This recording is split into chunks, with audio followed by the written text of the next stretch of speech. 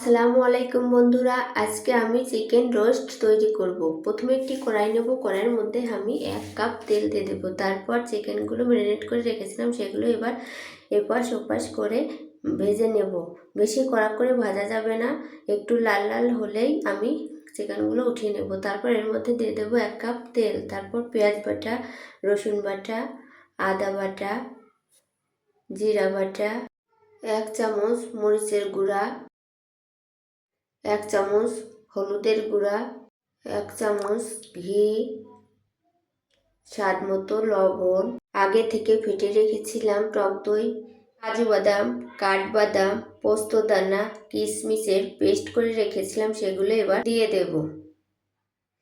তারপর tomato sauce দিয়ে দেব পরিমাণ মতো, দিয়ে মশলাটাকে একটু নেড়ে দেব। আর আমি দিয়ে দেব গুঁড়ো করে রাখা মশলাগুলো। এর মধ্যে আছে শাহি জিরা, জয়ফল, জয়ন্তী, লবঙ্গ, এলাচ, দারচিনি, তেজপাতা। এবার এর মধ্যে দিয়ে দেব লিকুইড দুধ, দিয়ে একটু নেড়ে চেড়ে নেব।